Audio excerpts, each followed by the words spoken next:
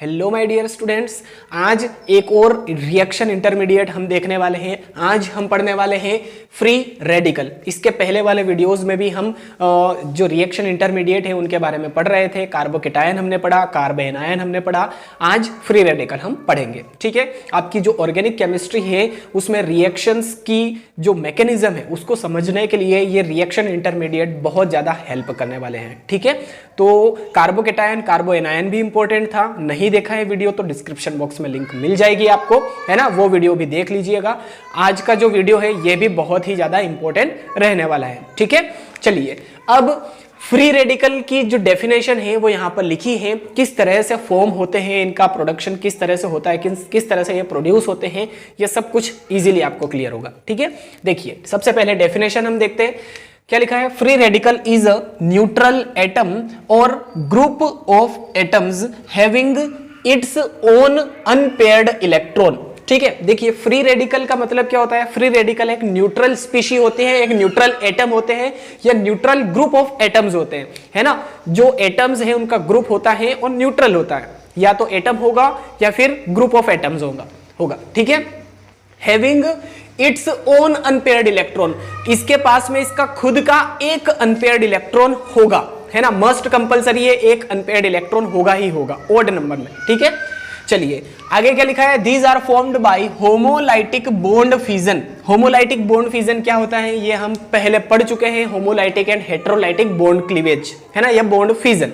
तो हेटेरोलाइटिक में cations and anions का फॉर्मेशन होता है। कार्बोकेटायन एंड कार्बोएनायन जो है वो हेटेरोलाइटिक बॉन्ड क्लीवेज से ही बनते हैं। यहां पर होमोलाइटिक बॉन्ड क्लीवेज या बॉन्ड फिजन से बनते हैं फ्री रेडिकल्स।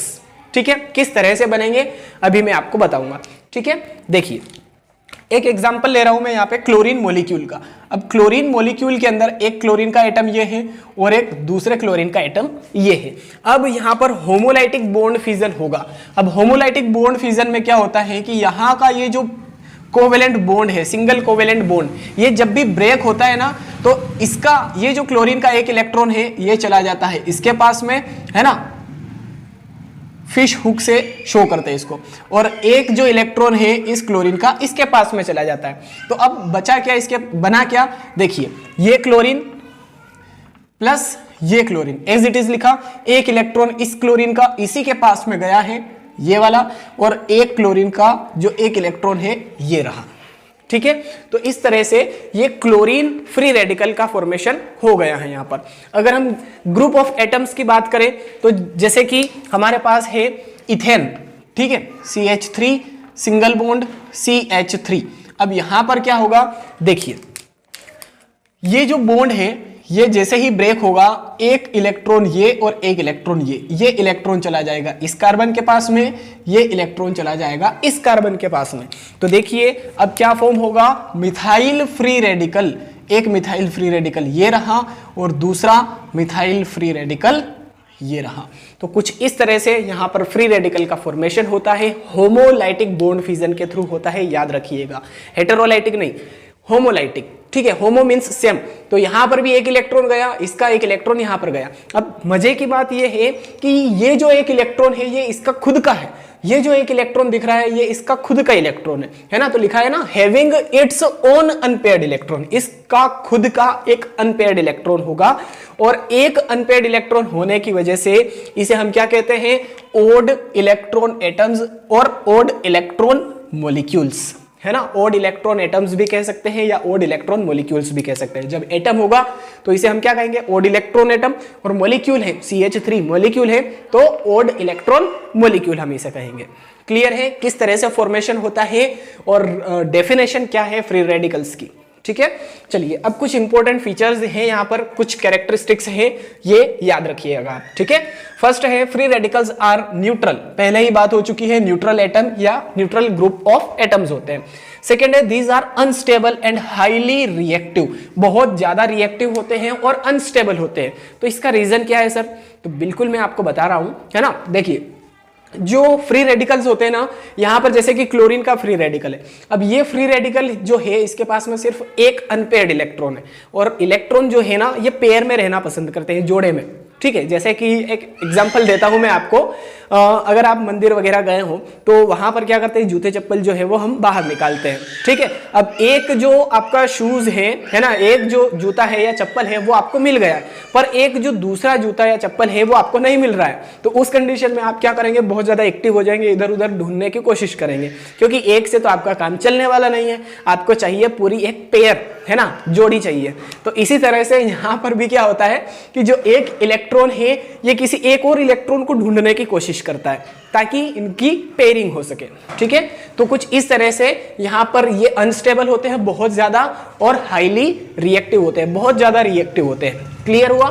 चलिए नेक्स्ट है, these are called by the name of parent radical like CH3 के ऊपर dot, CH3 methyl, CH3 is called methyl free radical. अगर CH3 के ऊपर एक इलेक्ट्रॉन है, अनपेयर्ड इलेक्ट्रॉन है, तो इसे मिथाइल फ्री रेडिकल कहेंगे।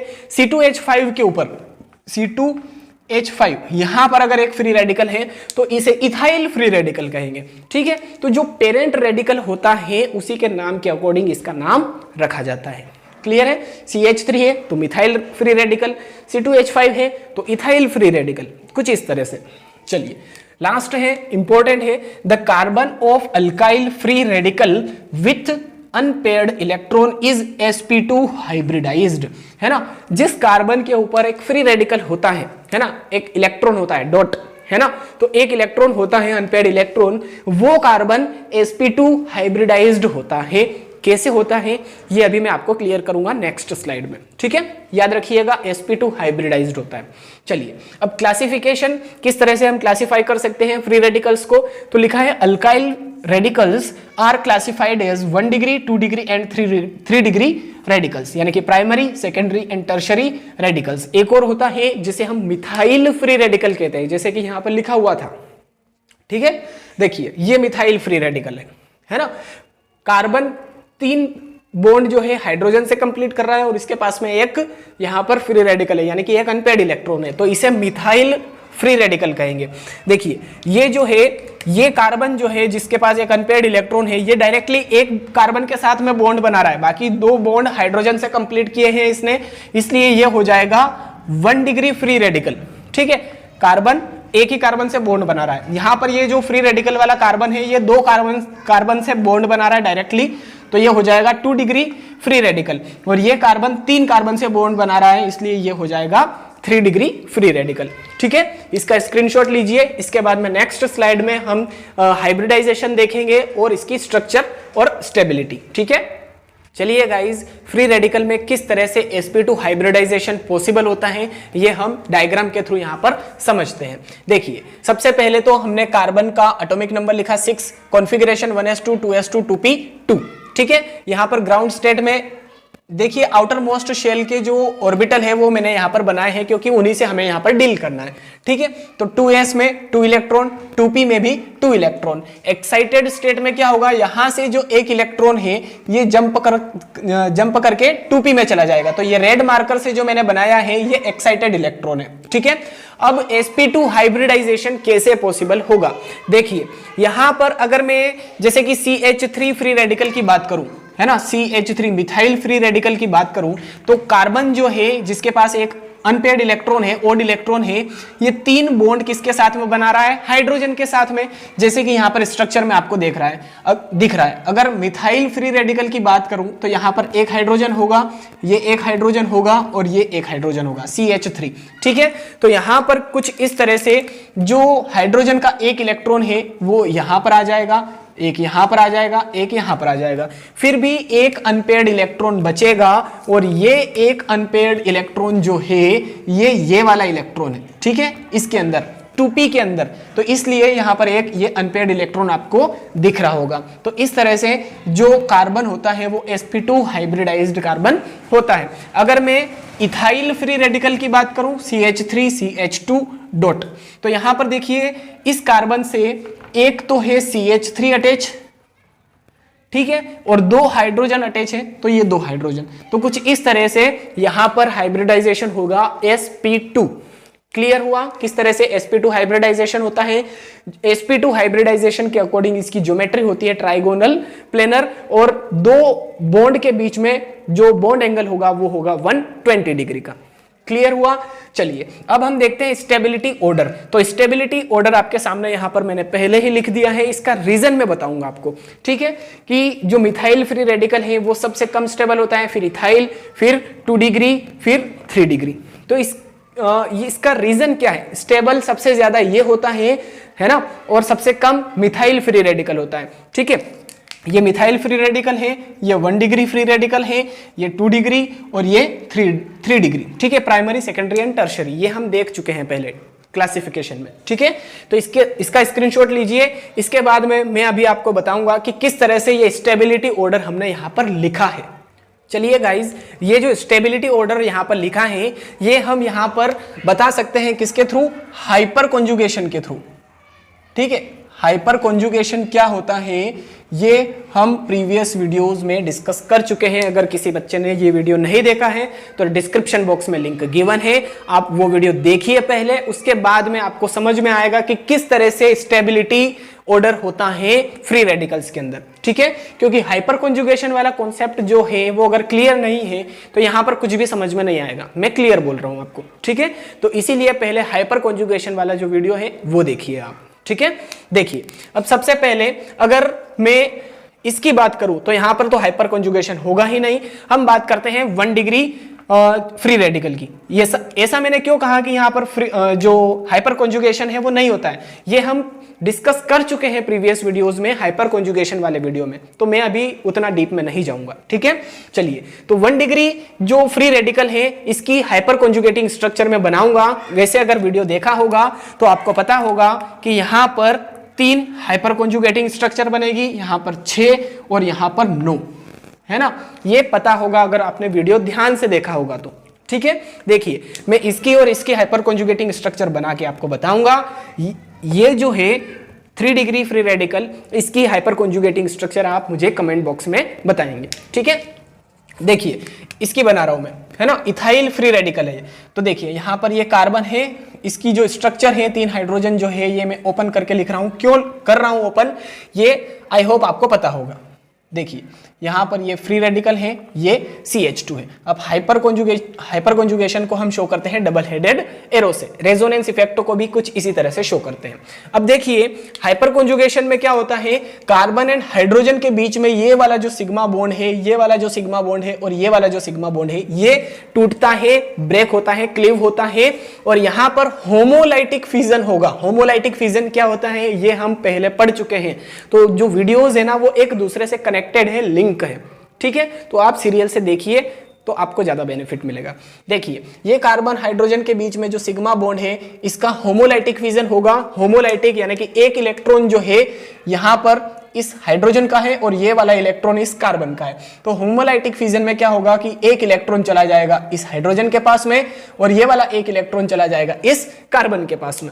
तो देखिए इसकी जो स्ट्रक्चर है वो किस तरह से होगी, एक इलेक्ट्रॉन इस हाइड्रोजन के पास में गया है, ये फ्री रेडिकल, एक इलेक्ट्रॉन आ गया, ये कार्बन, ये हाइड्रोजन एज इट इज, है ना। यहां पर इस कार्बन के पास में आ गया एक फ्री रेडिकल, ये single bond CH2 as it is और यहां पर एक अनपेयर्ड इलेक्ट्रॉन है। अब हमें पता है एक बॉन्ड 2 इलेक्ट्रॉन से मिलकर बनता है और यहां पर 2 इलेक्ट्रॉन क्लियरली दिख रहे हैं आपको, एक इस कार्बन के पास में, एक इस कार्बन के पास में।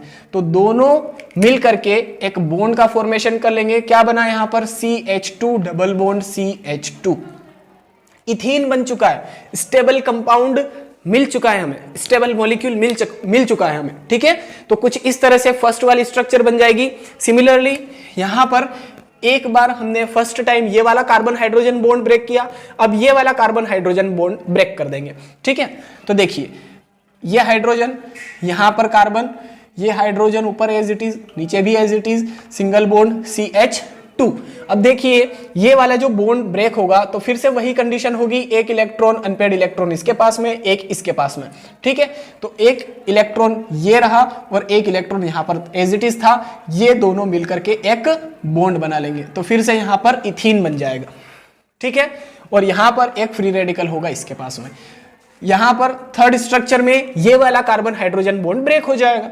तो देखिए ये हाइड्रोजन और ये दूसरा हाइड्रोजन, ये एज इट इज, यहां पर ये जो हाइड्रोजन है इसके पास में आ जाएगा एक इलेक्ट्रॉन, यहां पर कार्बन और इससे 2 हाइड्रोजन अटैच हो गए। यहाँ पर एक इलेक्ट्रॉन है, यहाँ पर भी एक इलेक्ट्रॉन है, तो ये दोनों मिलकर के एक बॉन्ड फिर से यहाँ पर फॉर्म कर लेंगे। तो ये फर्स्ट स्ट्रक्चर हुई, ये सेकंड और ये थर्ड। तो ये तीनों हाइपर कॉन्जुगेटिव स्ट्रक्चर्स यहाँ पर मैंने बना दी है। मैंने पहले ही बता दिया था आपको कि जो इथाइल फ्री रेडिकल है इसकी 3 हाइपर कॉन्जुगेटिंग स्ट्रक्चर बनेगी, तीनों आपके सामने है। ठीक है, मैंने कुछ भी नहीं किया है, कार्बन हाइड्रोजन सिंगल बॉन्ड को ब्रेक किया है, हाइड्रोजन के पास एक इलेक्ट्रॉन गया, कार्बन के पास एक इलेक्ट्रॉन गया है ना, इस कार्बन के पास, और यहां पर भी इस कार्बन के पास में भी एक इलेक्ट्रॉन था। 2 अनपेयर्ड इलेक्ट्रॉन मिलकर के एक बॉन्ड का फॉर्मेशन कर लेंगे जो कि यहां पर डबल बॉन्ड बना लेगा। क्लियर हुआ? चलिए अब इसी तरह से मैं ये जो सेकेंडरी फ्री रेडिकल है इसकी स्ट्रक्चर बना रहा हूं, है ना। थोड़ा सा फोकस कीजिए, देखिए ये CH3 जो है मैंने इसकी स्ट्रक्चर को ओपन कर दिया, फिर क्या है CH, है ना, और यहां पर ये जो CH3 है इसको मैं अभी ऐसे ही लिख रहा हूं। ठीक है, देखिए अब फिर से ये कार्बन हाइड्रोजन बॉन्ड हमें ब्रेक कर देना है।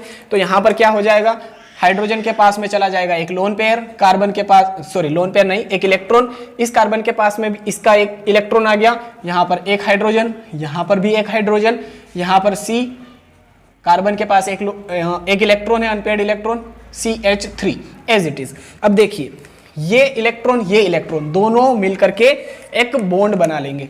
तो यहां पर देखिए प्रोपीन बन चुका है, यहां पर इथीन बन रहा था और ये बन जाएगा यहां पर प्रोपीन। देखिए CH2 double bond CH, single bond CH3, तो ये क्या है, प्रोपीन है। मैं यहां पर लिख देता हूं।